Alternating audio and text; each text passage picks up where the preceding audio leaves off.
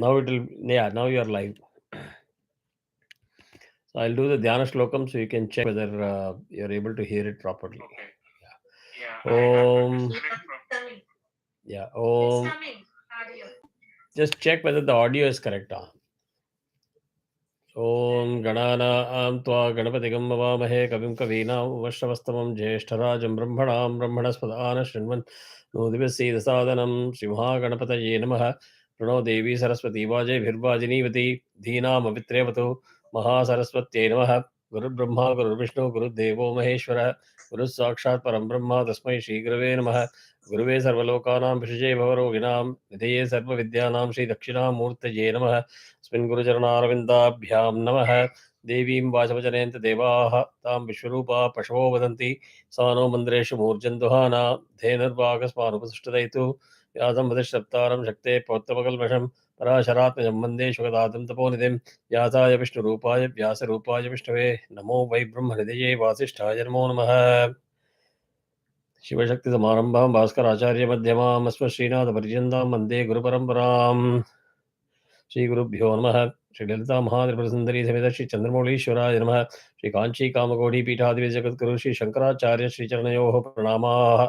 स्वस्ति श्रीमदखिलभूमण्डलालङ्कार त्रयत्रिंशत्कोटिदेवता सेवित श्री कामाक्षी देवी सनाथ श्री एकाम्रनाथ श्री महादेवी सनाथ श्री हस्तगिरिनाथ साक्षात्कारपरमाधिष्ठान सत्यव्रत नामाङ्कित काञ्ची दिव्यक्षेत्रे शारदा मठस्वस्थितानाम् अतिरितसुधार समाधुर्य कमलासन कामिनी धम्मिल्ल संफुल्ल मल्लिका मालिका निश्चिन्द मकरन्द झरी सौवस्तिक भांग निकुंभ विजृंभणानंद तिन्दलित मनीषि मंडलानाम् अनवरताद्वैत विद्या विनोद रसिकानां निरन्तरालङ्कृतीकृत शान्तिदान्ति भूम्नां सकल भुवन चक्र प्रतिष्ठापक श्री चक्र प्रतिष्ठा विख्यात यशोलङ्कृतानां निखिल भाषण्ड कंठकोद्घाटनेन विशदीकृत वेद वेदांत मार्ग षण्मत प्रतिष्ठापकाचार्याणां श्रीमत् परमहंस परिव्राजकाचार्यवर्य श्री जगद्गुरु श्रीमत् शंकर भगवत्पादाचार्याणाम् अधिष्ठाने सिंहासनाभिषिक्त श्रीमत् चंद्रशेखरेन्द्र सरस्वती संयमीन्द्राणाम् अधिष्ठाने सिंहासनाभिषिक्त श्रीमत् जयेन्द्र सरस्वती संयमीन्द्राणाम् अन्तेवासिवर्य श्रीमत् शंकर विजयेन्द्र सरस्वती श्रीपादानां च चरणनलिनयोः सप्रश्रियं साञ्जलिबन्धं च नमस्कुर्मः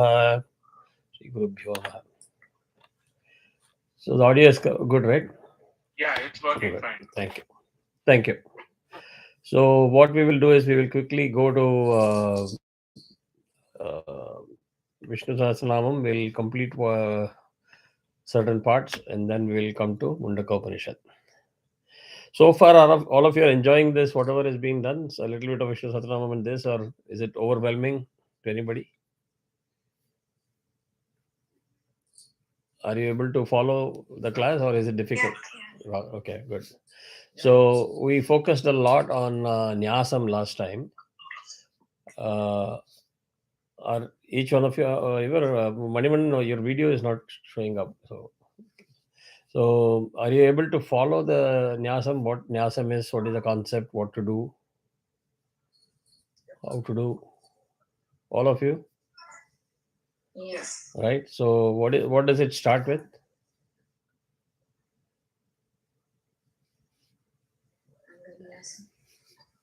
Anganyasam, Karanyasam.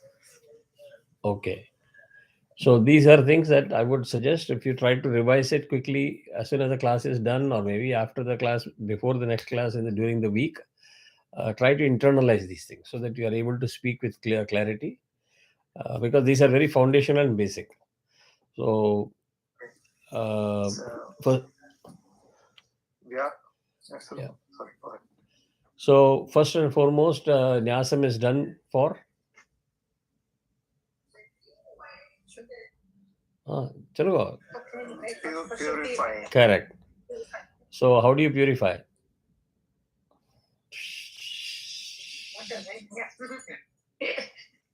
Wrong answer.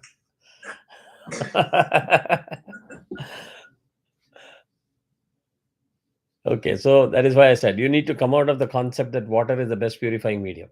Can anyone say why?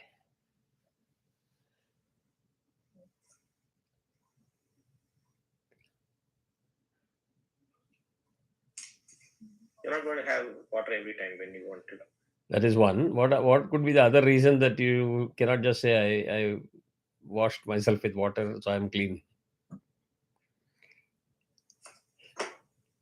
Water does not clean your mind. Superb. Superb. What else?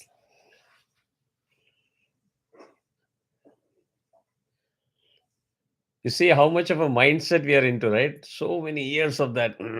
Put the blinders on, and so that is you need Mundaka Upanishad. If you want to learn, you have to shake that out. That is why I'm stressing so much. Otherwise, you know, I don't ask too many questions in a class. What else? I'll give you a hint. When I was in Mumbai and I was about to leave back to the US, the government did a fantastic job of communication. That the digitalization has helped in communication through WhatsApp University. Oh, by the way, 29, 30, 31st of January, the water is going to be very, very bad. Please shut your tap.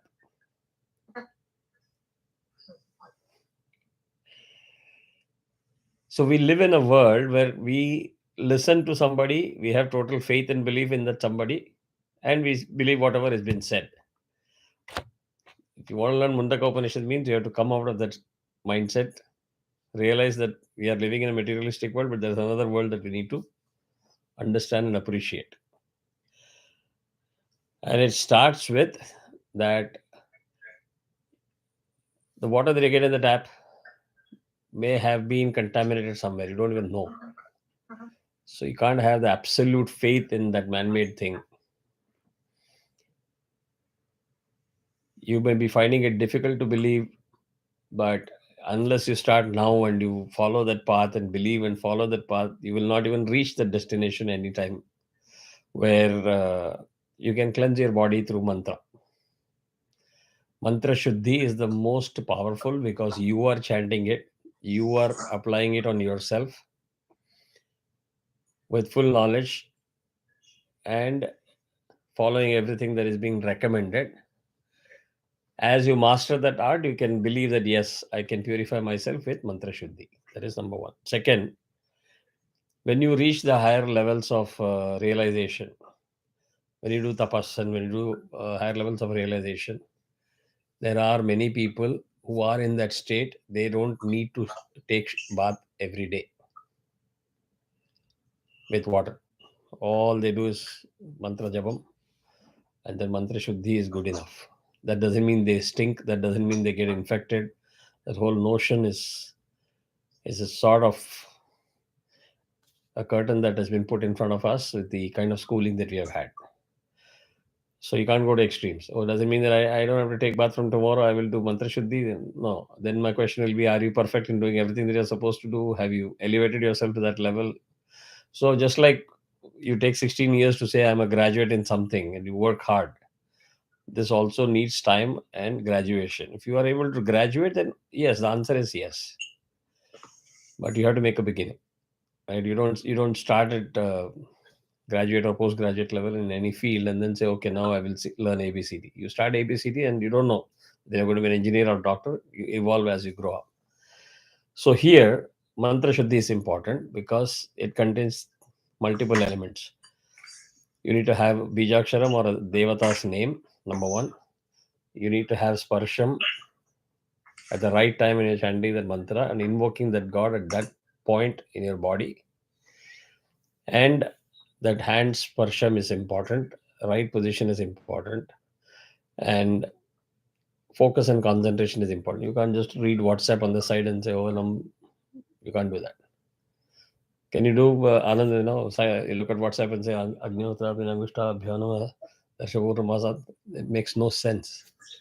You got to visualize and stay focused in what you're doing. So literally, it is like you experience what you're chanting. And over a period of time, you will see the difference. And when you touch it, you're not talking about just physical body, the gross body. What else are we talking about?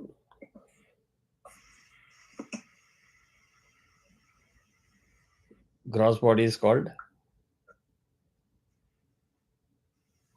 Sthula Sharira. You haven't heard of the term? Yeah. What else then? Sai video padte. What else? Sukshma Shariram. Huh? Sukshma. What is Sukshma Shariram?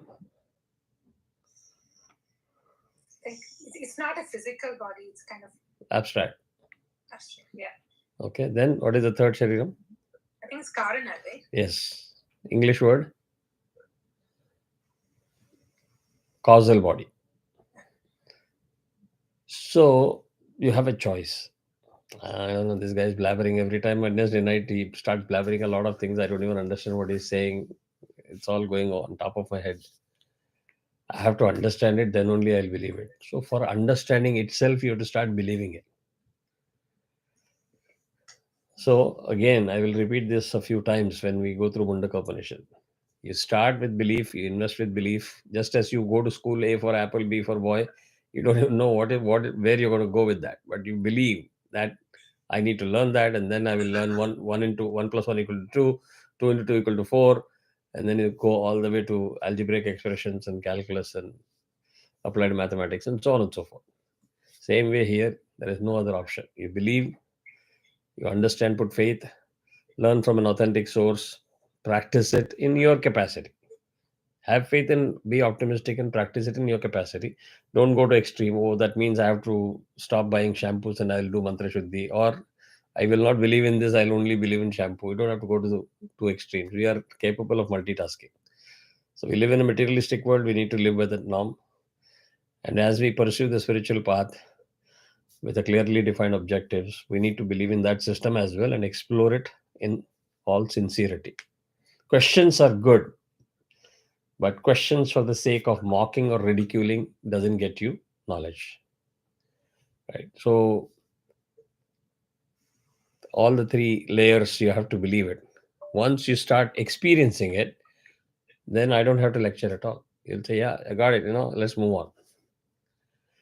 So in Nyasam, we start with the declaration statement. What is it that we are going to chant?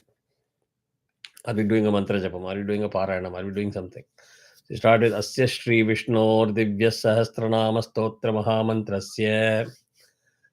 Either you can keep your hand like this, or you can even keep your hand at the top. This doesn't matter. That's a declaration statement. So next time when I ask a question and you say you know it, try to get that structure in place and try to get the terminologies in place, because without that, the learning is incomplete.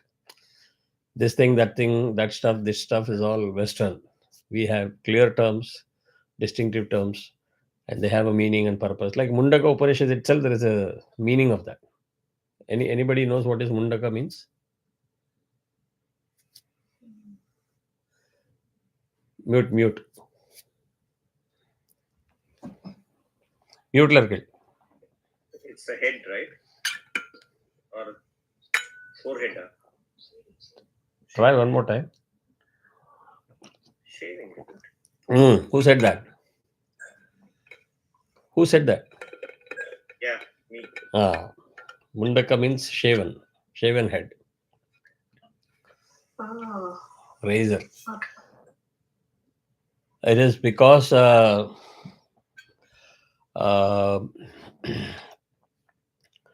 is also meant to indicate that it is meant to be a life of a sannyasin. It's meant for sannyasins.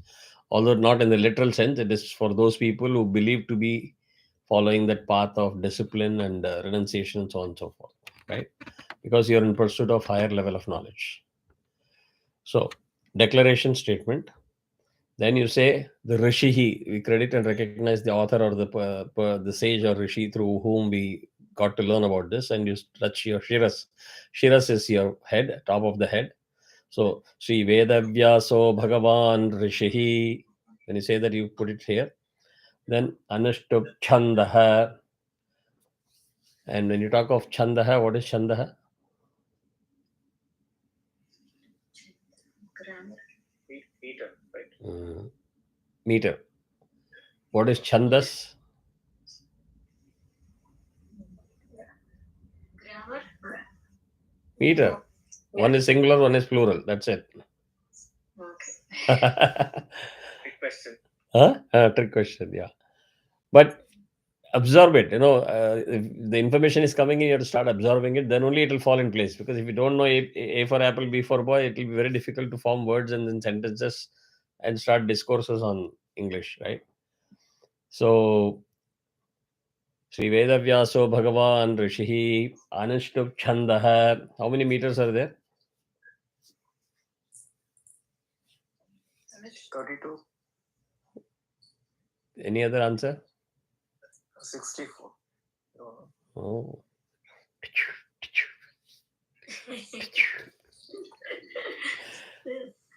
Thank God Padmaji is not there in the class today. Otherwise, she would have gotten very angry. She put in a lot of effort to take a screenshot and also send it, I think. Or she answered the question.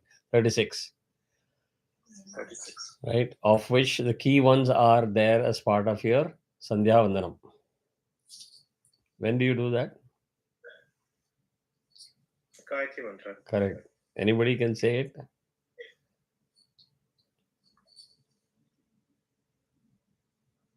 I mean, say the Gayatri Mantra? No, not the Gayatri Mantra, the beginning, the Nyasam. Oh.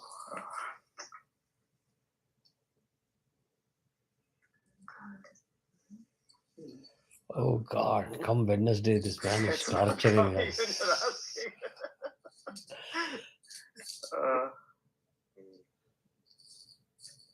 At least raise your hand and say, I'll do the homework and come prepared next time. So make a beginning. No, it is there coming. It's not coming when you're asking. Is it Pranavasya Rishi Brahma Ah.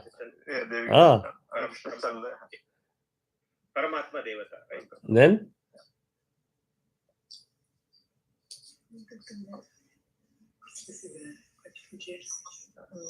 Oh, do the homework at least once. It is capturing all the key meters out of all the 36, right? What is the most popular one? 8, right? Most popular meter. Woo. That's a very cheap one. Who said that? I did. Ah. How many syllables? 24. Correct. 24. So before I forget, I've offered the UK India team. They wanted to know a little bit more in detail. I'm prepared to take one special class for Nyasam, and I'll give one solid example of a meter in the context of Vishnu Sahasranamam. So you'll know what the 24 means, 48 means, how it is calculated by Aksharam. I'll explain it. And I don't remember. There was one more special class which I said I'll take for something else. You'll have to see the YouTube in the morning. I'll post it in the group. It is important. This is what I say. This foundational blocks, you need to have it right. You can't say there's something like that. He said somewhere here, forehead or somewhere I have to touch. No, there's no point. And you put the same level of discipline that you do when you're cooking, right? When you cook food for your family and your children, husband, everybody, or wife, it could be the other way around. You don't throw stuff at random, right? You follow a discipline, the ingredients, quantity, the sequence. If you have to keep in cooker for 20 minutes or 10 minutes, you just keep it for 10, 20 minutes. You just don't say, oh, let it be for 30 minutes. It's okay. It'll get burned. Nobody can eat it. Or you take it out in 5 minutes, it'll be undercooked. You can't eat it. Either way. So the same discipline you apply here, things will become very easy. What appears overwhelming and very difficult, it will become very easy.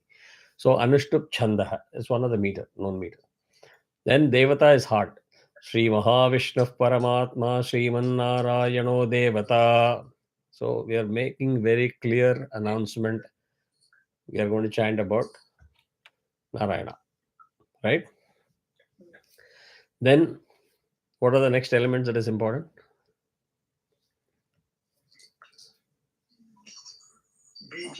Ah. Bijam Shakti. Perfect. Why are you hesitating? And the wrong answer is okay. So Bijam Shakti Kilakam. Anybody can say what it is? Why do you need that? Every mantra has got a seed. And within the seed is the energy, Shakti. And unless you unlock that energy in your body, the effect of that mantra is not going to happen. Correct? So again, they have got specific positions. And again, don't get confused by looking at my video here, because this is front camera. So this is my left hand, not right hand. This is my left hand. So you have to consider the opposite. So Bijam is right breast. Shakti is left. Where is Kilakam? Below the Nabi. Between the heart and the nabi, midway. Yeah. So these are the triangle, right? So Amritan Shudbhavo Bhanurati Bijam, and you say touch it here, and you keep your hand like this. I don't know whether you can see it. See it? Yeah. So then Devaki Nandana Srashtedi Shaktihi. Devaki Nandana Srashtedi Shaktihi. Then Udbhavah Kshobhano Deva iti Paramo Mantraha Kilakam. Udbhavah. The Visarga doesn't get substituted there. It is Udbhavah Kshobhano Deva iti Paramo Mantraha. Shankhabrannandaki Chakriti Kilakam.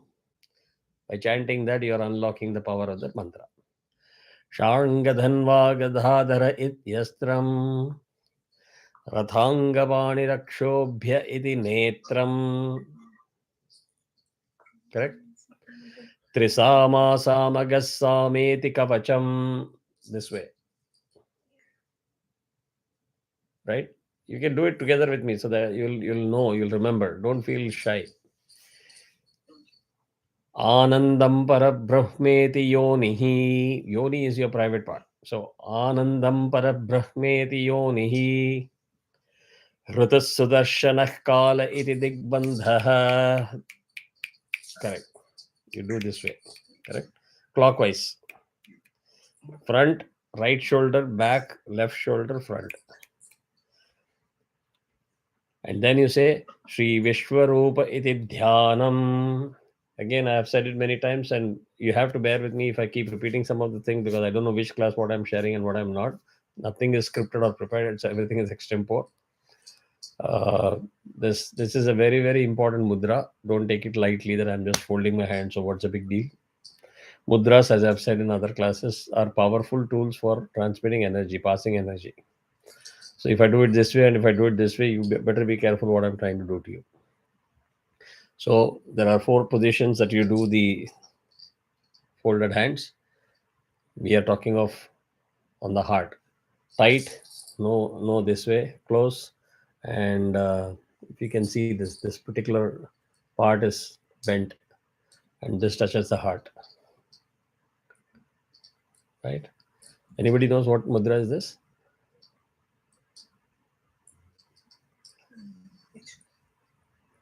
Anjali mudra. Anjali, yeah.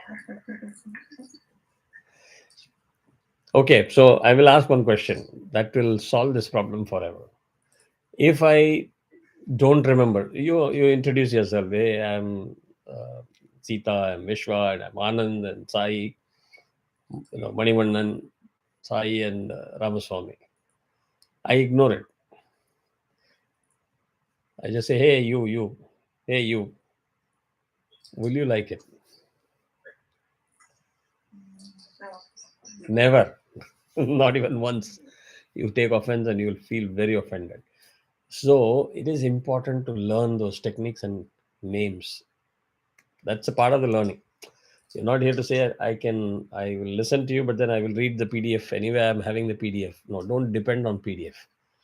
As I've already posted in the group, the Tamil script has got mistakes because there is limitation to a human-made script with using a software and a tool and conversions. And I was telling before you all joined to Sitaji and Vishwaji that I don't even know whether the Telugu script is correct because I don't know how to read Telugu. So these things have their own limitations. So when you hear, and that is why the whole thing is also recorded on YouTube, so you can replay it, take notes, and internalize it. As you internalize it while it is being taught, it becomes easy because it becomes a building block. If you say I will learn it after 2 months, 6 months, it becomes a big project. It will never get absorbed easily, right? So try to spend time in viewing the YouTube videos, take notes, ask questions, be interactive. I've encouraged the other group also in the morning. Use the WhatsApp group to talk about what we are learning. It doesn't matter what the traffic is, as long as you do about it, not regular forwards and other things. Good morning, good evening, greetings, etc. But technical stuff.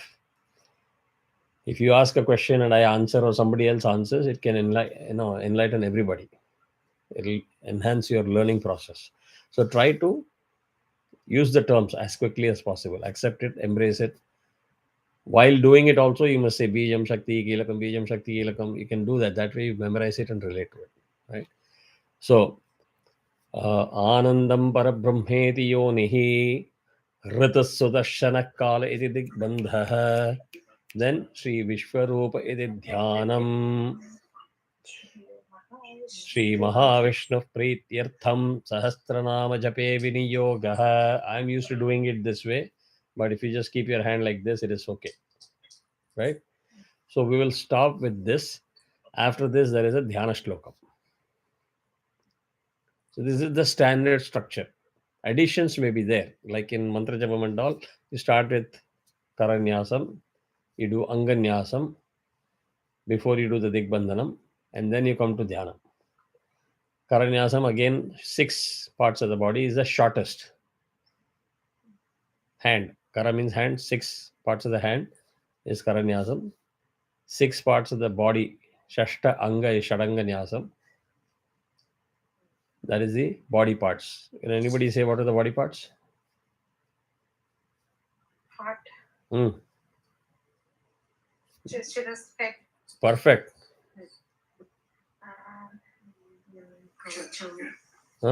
Sequence is important. Netra. Shikaya. Sequence is this: heart, shiras, shikha. In shikha, you do this. Touch it with this. You don't touch it with this area. Okay. Then Netra. no, not netra. Kavacham. Hastraya. Kavacham, and then Kavacham. correct, and then Sahasranamam. And then you come to Bhurvasvarovati Digbandha. Correct. Then you do the dhyanam, then you do the shlokam or mantra japam, and you again do anganyasam. You don't have to do karanyasam again. You just do anganyasam, dhyana shlokam. But as soon as you do the dhyana shlokam, you also have to do the panchopachara. Minimum, the least number of upacharanga, 5 upacharams. Manivandan, are you following what we are saying, or is there any doubt? Are we moving too fast? No. I think I'm fine. I'm Okay. just listening. Sorry. Usha?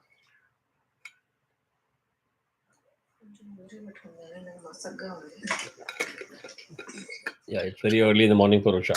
She's also busy with her. No, it's not that. I have a lot of people around. Okay, got it. Okay, fine. Yeah. So this is the structure, and you can do this with anything that you do. Lalita Sahasranamam, Lalita Trishati, Rudram, anything. The structure is very similar. You start a puja also, you do the same thing. But if you do some big puja, then you do Mahanyasam. You do a big puja in Sri Vidya, you go to Matrukanyasam. It's just scaled up and scaled down. So now let's get to Mundaka Upanishad. What do you remember from what did we talk last time?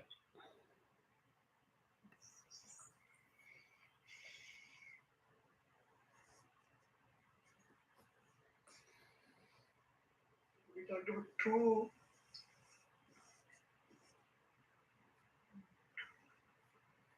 First is we learned one more thing, that Mundaka means shaven head or a razor. It also means a razor. Does anybody know what is the meaning of Upanishad? I'm not asking for any technical meaning, accurate Sanskrit translation, etc. Even if you are in the vicinity of what is being talked about, it is good. Upanishad.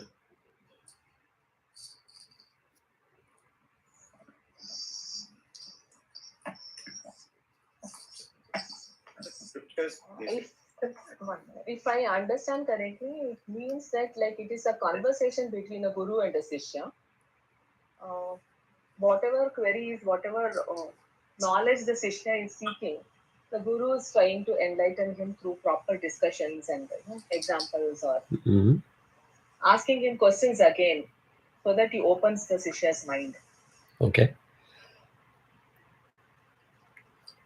You're a little in the vicinity, but that is more in the context of Mundaka Upanishad is more appropriate. The term, literal meaning of the term Upanishad is that knowledge which you're seeking through experience.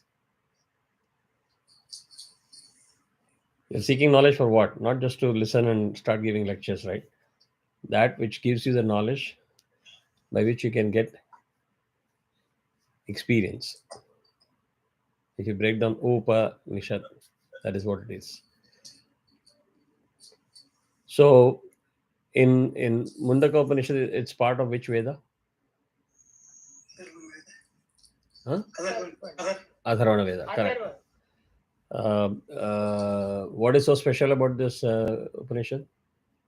Or how many Upanishads are there? 108. Correct. This figures in the top 108. Correct.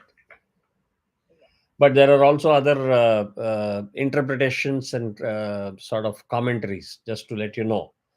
You know, this was not there when there was Brihadaranyaka Upanishad or Isha Upanishad or Kena Upanishad or Kata Upanishad. There are so many others that were there when this was not there. That is also a commentary that exists. But that is not important.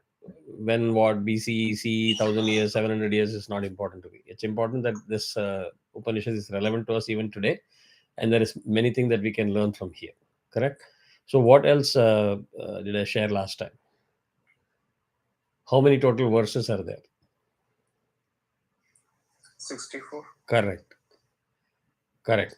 And they are all divided by Mundakas. And within each Mundaka, there are chapters or sections.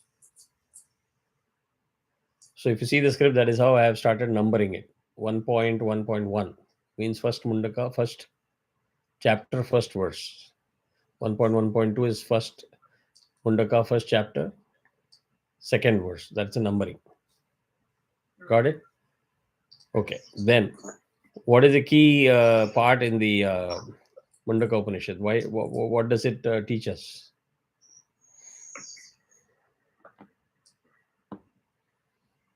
That knowledge, right? Shows about the higher knowledge. Okay, you hit the nail on its head. What is it teaching you about higher knowledge? What is higher knowledge? And what is the other knowledge called as?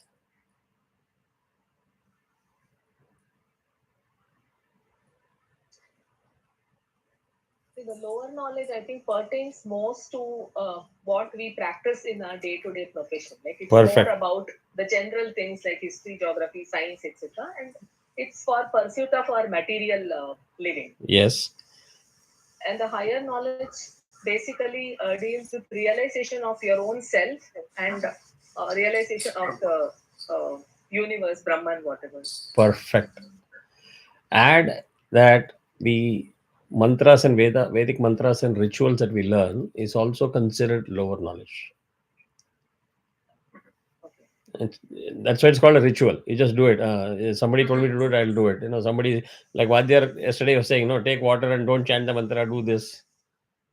The guy who was doing it never asked why this way, what is the point, what is the name of it, what is the step, nothing. He will just do it as a ritual. Somebody told him to do it, he'll do it. And they'll follow the protocol and follow the procedures, right? You have to do homam on this time. For this, you don't have to do homam. Paranam is good. Do japam like this. Wake up in the morning. All of these things are called lower knowledge.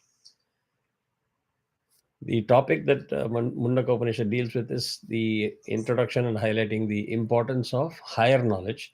And the higher knowledge pertains to knowing about self. I think we discussed about this in the last class in detail. I asked each one of you, somebody says, I'm a doctor, I'm an engineer, blah, blah, blah, I'm a chartered accountant. That's all you know about yourself. Otherwise, you'll say, yeah, I can chant Lalita Sahasranamam, I can chant Vishnu Sahasranamam, I can chant Devi Mahatmyam, I can chant, I have been initiated into 10 different mantras. I'm a Ganapati worshipper or a Muruga worshipper. This is how we define ourselves as who we are. Beyond that, we don't know. Right? You don't know about yourself. If I tell you that if I put you in a situation like this, how will you react? You don't know. You'll say, I don't know. Or at best, you will say, no, I'm a very cool person. You like to say things about yourself, which makes you feel good. In reality, you don't know whether that is who you are. And so when you talk of higher level of knowledge, it's about understanding yourself or discovering yourself.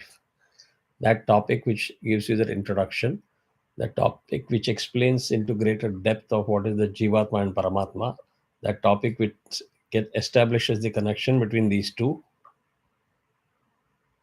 from a more abstract level to meaningful level, that you can pursue that path and say, okay, I understand and I will go. In all of this, can anybody give practical examples? I gave an example of purification by water is not necessarily the purest form, right? Same thing. In COVID, every one of you blindly believed what is there in that label. That label is your God. If label says it contains sanitizer, it will contain sanitizer. You will be not afraid of COVID if that label says it has sanitized your hand, until somebody says, oh, that bottle didn't contain anything at all. It was spurious goods in the market, right? This is our world. That's a realistic part of the world, right? There is no other choice. You have to live that part, that life. But people love to compare spirituality and science and law. Constant. These three topics will butt heads with each other, right? Which one came first?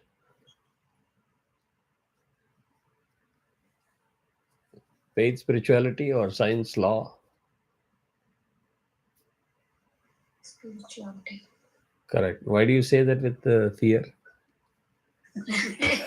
I'm not sure of your answer. Yeah. So you have the doubt in your mind because whenever we talk of spirituality, we just think of mantras. Mantra, some japam, something I don't even know. I'm green, clean. I don't know what even that means. So what is the point in doing all these things? And that kind of a question is supposed to get cleared as you really understand Mundaka Upanishat. I will give simple definition. When people say, are you very spiritual? I'll say, yes, I'm very, very spiritual. Are you ashamed of it? No, I'm very proud of it. Because whether we talk of Vedam, whether we talk of Rudram, Chamakam or anything, it all helps us understand nature. We are insignificant in this whole circus. The circus called Cosmos is mind-boggling. We are blessed to be part of that and considered the superior-most mammal. It is important for us to ask that question. Why was I born as a human? Why was I born as a man? Why was I married like this? Blah, blah, blah.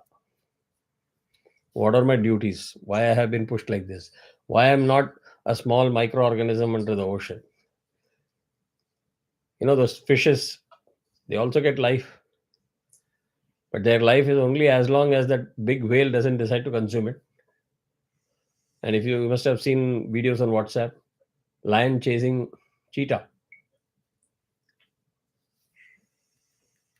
But we are gifted with that kind of an intelligence and brain power that none of the other living organisms has.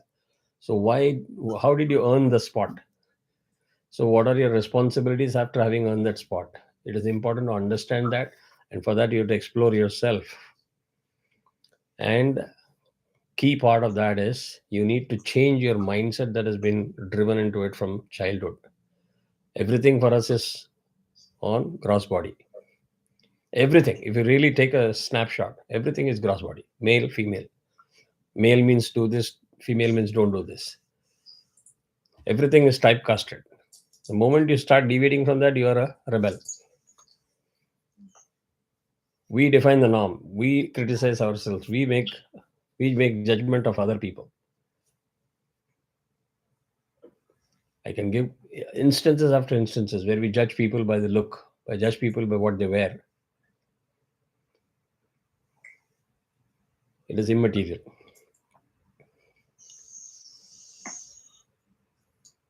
So this mindset has to be broken, and you have to open up your mind to say, okay, I'm going to learn something new, which is important, which is far more important than all these things. So when people start questioning, I need clinical data, clinical evidence, you keep claiming all these things. What is the point? After so many years, I learned much more details about Purusha Suktam just 2 days ago. Blew my mind away. Not because I know now the meaning of those words, but the amount of mathematics involved in that, which Aryabhatta helped in translating. And without going into too much of detail, those verses explained the meaning of area of a square is A into B, the sides. Area of a circle is pi r squared. The concept of pi was already there in the scriptures. Not only that there is a Pascal's law, the Pascal's triangle, if you're familiar with the algorithm, is also there. Pythagoras theorem is there. So then what is it that we learned all the time? That, we learned it from the West, ABC gifted Pythagoras theorem. I was reading a research paper on scriptures or Vedic literature. 42 Englishmen were there. That means they all are reading our scriptures and commenting about it. So no wonder they will know more about it and give it back to us. And we will think that that is the guy that has given it to us. It is time that at least we take responsibility and start getting into the depth of some of these things so you can pass it on to your future generations. It's important. So, question is, have you heard of the term that everything is matter? Yes. Do you all believe that?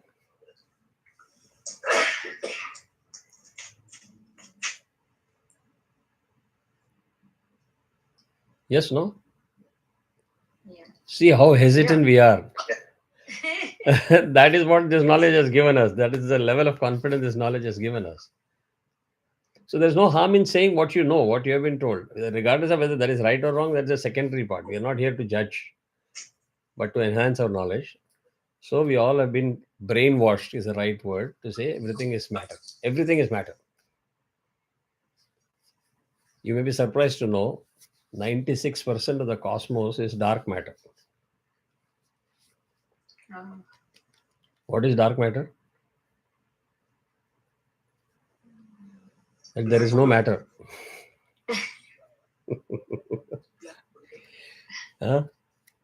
You put light through that, you don't even know where that light rays went. So why is it that there is so much of contradiction? One, it is time to understand and ask that question. So when somebody challenges after reading science and being saying, I'm a physicist, I'm this expert and that expert, why are we ashamed of saying what is fundamental to us? Is it matter or is it consciousness?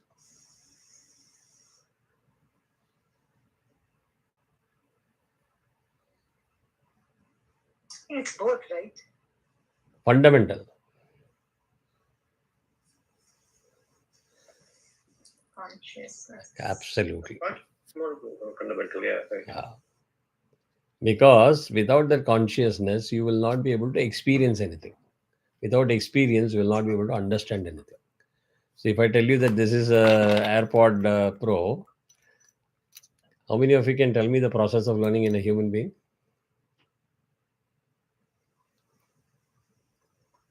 Process of, what did you say? Learning. First is visual, feeling, right? Mhm. Then hearing. Yeah. Okay. You slightly jumped it, but it is okay. You are talking something related. Then? Then hearing, right? Listening to. No, beyond that. Feeling. Beyond that. Touching and feeling the things. Beyond that. Your mind has to understand that this is that subject, and then Where is the mind? Where is the mind? Don't know. I don't know. I think it is somewhere here. Brain you can point out. Mind I don't know. No. Now we will give random answers. So take a sankalpam today and say, okay, whatever knowledge I have, good, bad, ugly, is a secondary thing. We are not here to judge. I'll put it in a structure. I'll be able to speak about it in a very structured manner and in a correlated manner, right? Not random, number one. process of learning is you get introduced by, here in this case, Cook. Is Tim Cook or Tom Cook? Tim Cook. Tim Cook decides to give this shape and color and tell you this is called AirPod. So you'll say, okay, visual, touch. In this case, there is no smell. But then you'll have to put it, that has to fit like snugly in the ear. Then only you will accept it as an AirPod. If I give you a big mic and say this is the AirPod for your ears, even if you were told that, you will not accept it. You're not going to put that mic in your ear. Right? So this gets programmed, which your brain receives and stores it in the database. Next time when somebody shows like this, you don't have to be trained. You retrieve the data with a query from your brain because the camera sees this and says, oh, this is an AirPod. That is how you recognize things. It is a very important step in learning. Correct. What suddenly, if somebody says, the magician says, okay, this is gone, you're lost again. So in all of this, the matter is not the fundamental aspect. The consciousness that you have within you, through which you experience these things, learn these things, is important. That's why until I tell you there's something called dark matter, because you're not going to go to the space and explore it yourself. Until I tell you there is a dark matter, you will say everything is matter. Suddenly that fellow says, oh, 96% is dark matter. Till yesterday, whatever I was saying is wrong. You'll say, oh, okay, that is wrong. I'm corrected. So instead of doing all this man-made jugglery, which is nothing but a reverse engineering of what is there in our scriptures, it is better to understand the scriptures. So another question, if we talk about solar system, right? You all know what the solar system comprises of? Yes. Galaxy, sun. Solar system, not galaxy. Just the sun and the The sun and the planet. Correct. So how do you know what planet is what?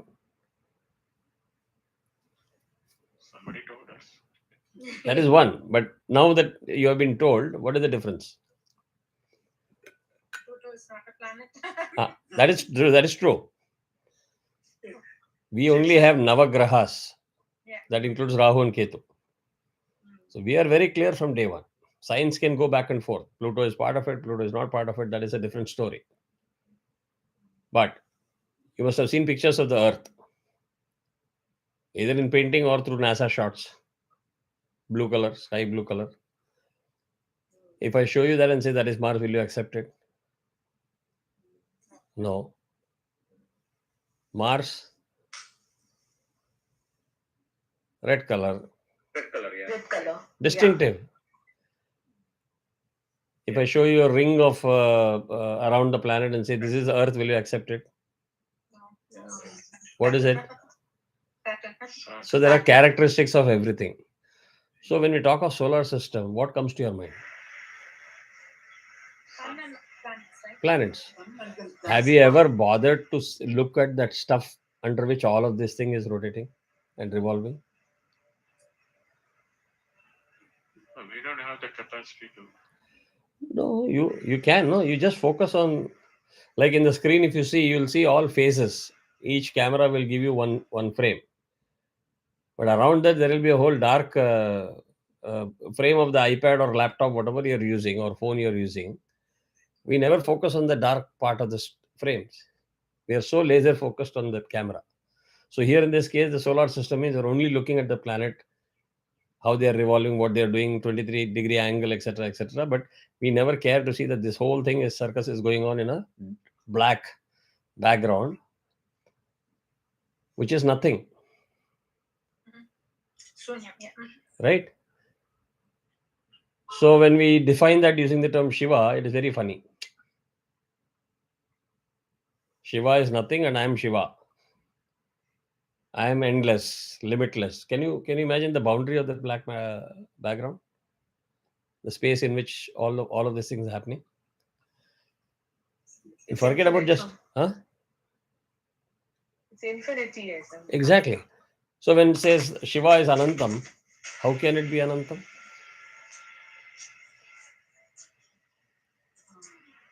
Well, Anantam is infinity, right? I mean, Means there is no end to it. I'm talking of yes, yes, like, yeah. You can give any term infinity. Infinity means Anantam. There is no end to it. Unfortunately, we are discussing in English. We cannot discuss in Sanskrit, to be precise in that term, right? Nadi is not the same as nerves, but we have to assume. Prana is not soul, but we have to assume. So, it is important for us to go beyond the realm of what we have been taught or tutored to think. Our thinking process is driven by what we have learned and how we have learned it. In learning Mundaka Upanishad, you will have to start believing in some of the abstract things that appears abstract to you, but you can learn it only through experience. Right? This class has been too heavy on questions and answers, right? So let's. No, actually, it's quite interesting. Okay. Others are quiet, so I don't know. Maybe only you find it interesting. No, so you know that one statement you made at the last. Let's now dwell on that for 1 minute. So you said you had experience. Yes. Okay. But if we spend a minute there, like how do you define that experience? I cannot define your experience. That is the whole beauty of experience. Experience is very individualistic. Okay. Right? Yes, that's correct. Yeah. We all go for a movie. We watch a movie. We have our own experience of what that movie was, good, bad, ugly. That is why we have differing opinions. We taste food. Experience is different. Some will say it is too spicy, too hot. Others will say absolutely bland. I'm talking of physical state. Now imagine how complex it can get into the mental state. Yeah, that's where my question is. Right. So in a mental state, I will again see all my examples will be in layman's language. I'm not ever going to try and give a discourse or a bhashyam in Sanskrit because there are many people to do that. I found it difficult to learn in the beginning when I started listening to those commentaries. I thought I know everything. I thought I'll understand everything, but then you come out of it, you know nothing. I found it easier to relate it to in a more physical level or scientific level that we are more used to. So imagine that your system is a big physics and chemistry lab and biology lab. If you just understand this, you've made a good beginning. It's one of the biggest and most complex labs.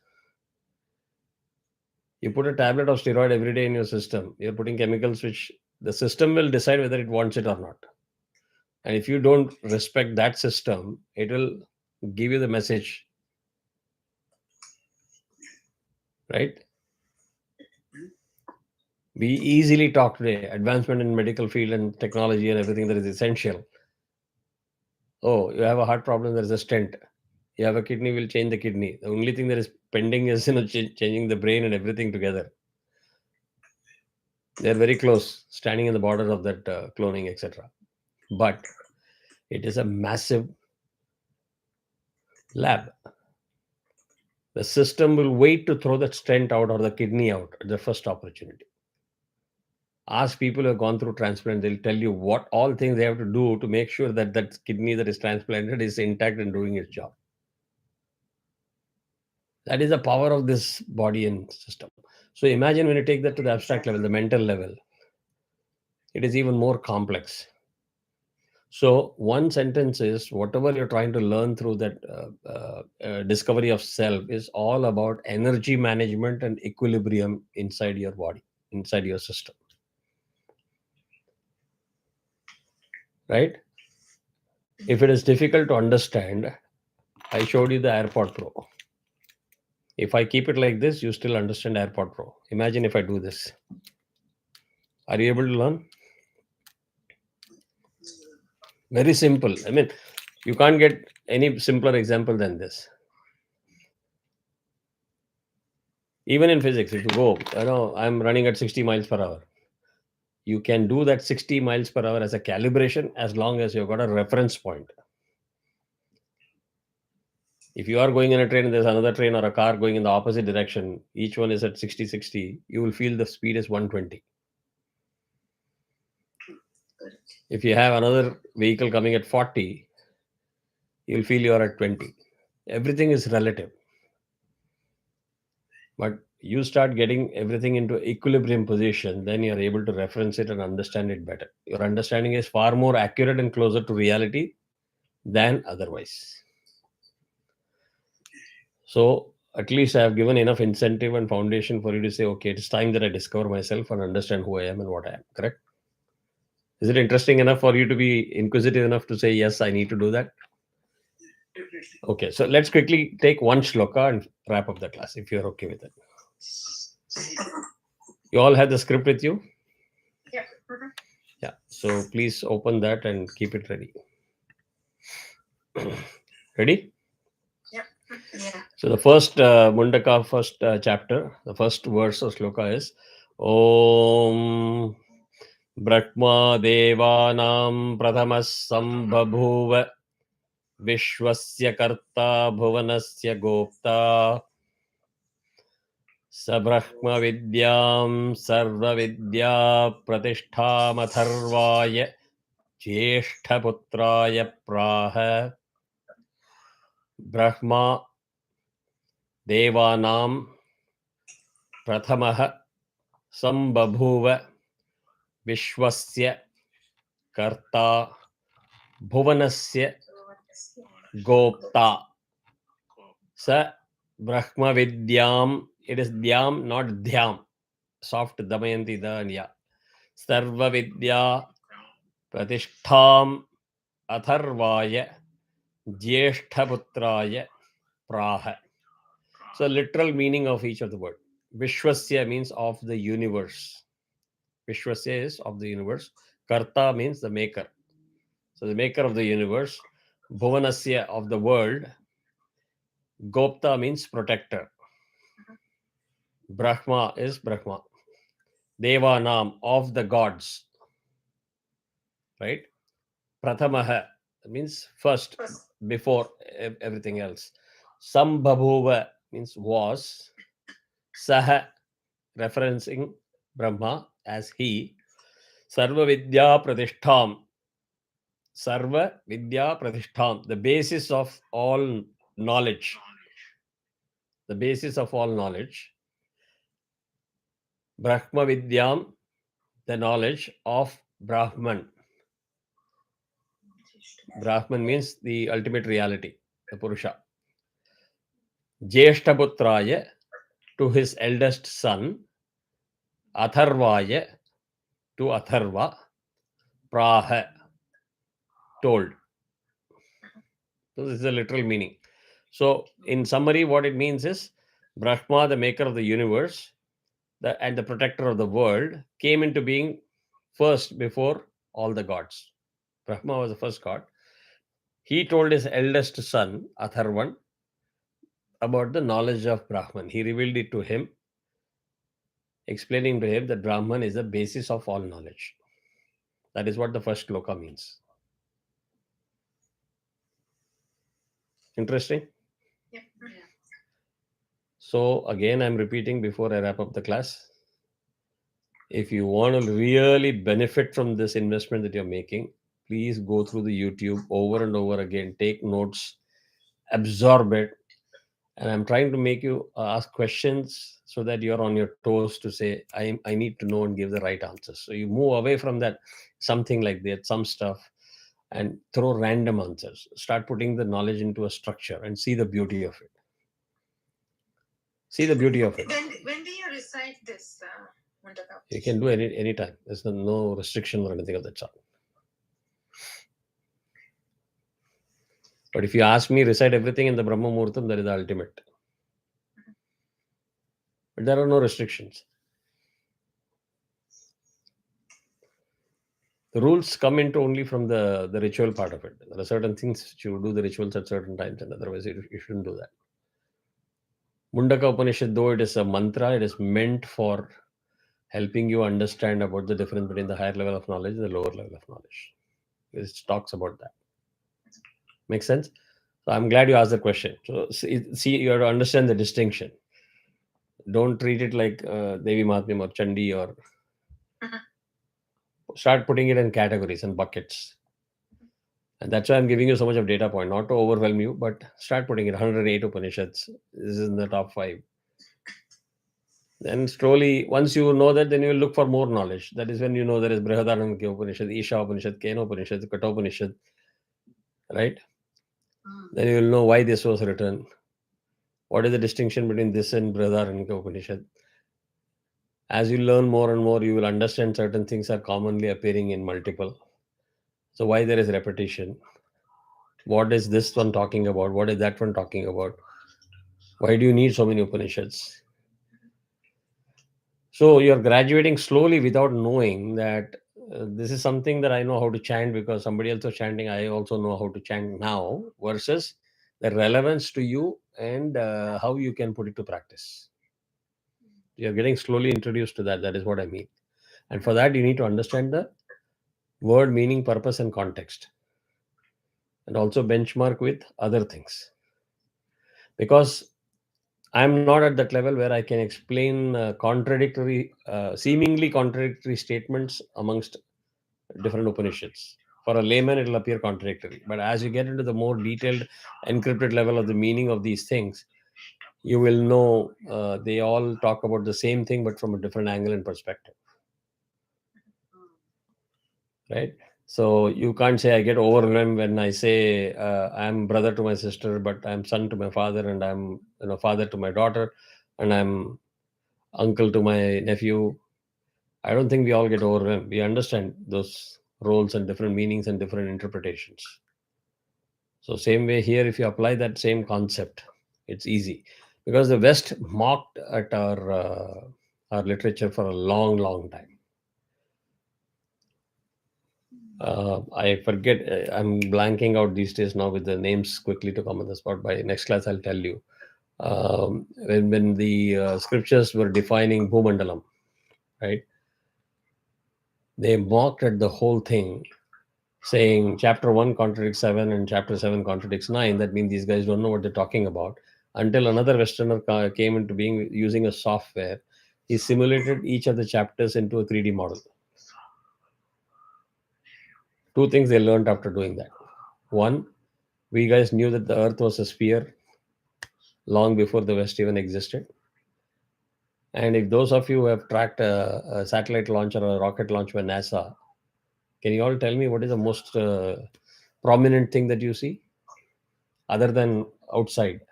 Inside NASA, what do you see as a prominent thing?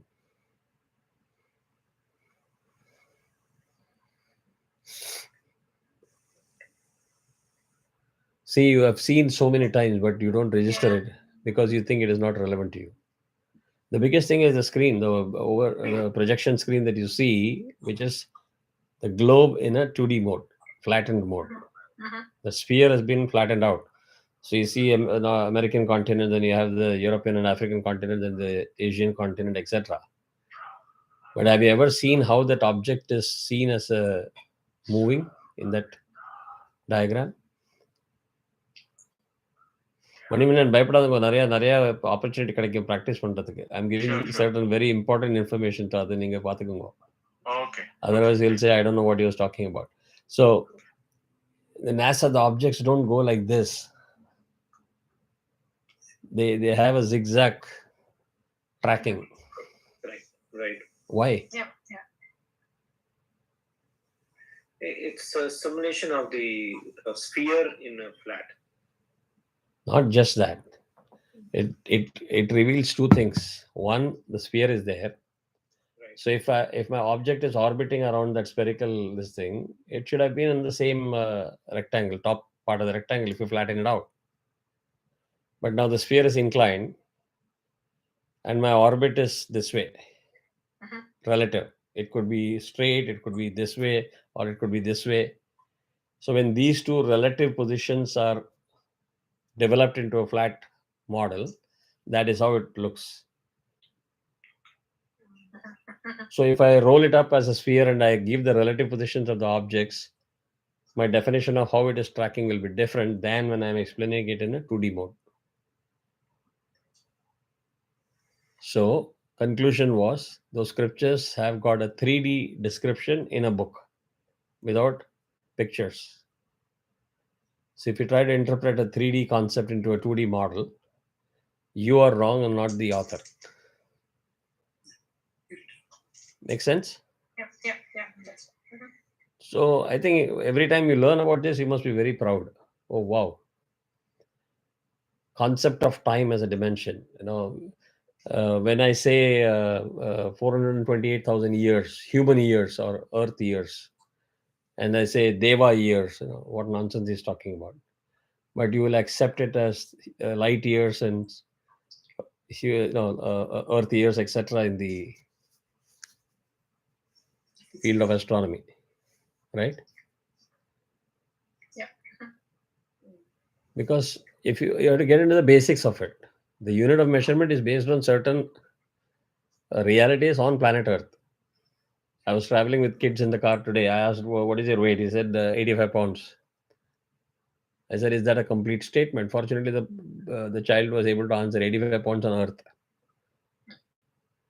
Yeah, that's true. I said, "Are you going to weigh the same amount on Moon?" He said, "No." I said, "Are you going to be what?" He said, "Lighter, I know." So he was good enough to that point. Then I have to help him. It will be 1/6 of what is in the. So then you have to understand the difference between mass and weight, mg. So center of gravity or a gravitational force of the weight of gravity itself is going to make the difference. So here it is 9.8 meters per second squared. In Moon, it is not the same. That is why you weigh differently. The mass remains the same. So if you can put in effort to understand all of these things, I don't think what we are learning here is that difficult. You just need that commitment. If you're committed, enjoy the ride with me. Let us all learn this together. At least at the end of Mundaka Upanishad, we all should have 2 antennas, and so we are much more enlightened. Right? Great. Thank you so much. I know it is late. I'll let you go. Can I suggest something? Yeah, Can let me we put have this thing, the YouTube on. Oh, Panditji is active again. I keep forgetting him. I'm sorry, Panditji. I get deeply sucked into the conversation here. Give me 1 second. I don't think I will be able to see his comments after I close the stream. I will take screenshot and ensure that I answer that question next time. Whatever, Nosha Sai.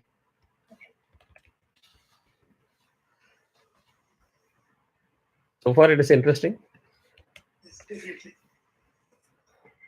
By now, I want to kind of Yeah. see if everybody agrees, like to do one class full of only shloka and one class just focus on Upanishads. So instead of mixing it up, if that's okay. I'm okay with that. Yeah, it's better to practice. Practice is very easy. He has been answering most of the questions, to his credit. Yeah, clean shaved head. Chand is the meter. Anushtup. Super. Thank you so much for being religiously attending the online. Catch up with you later.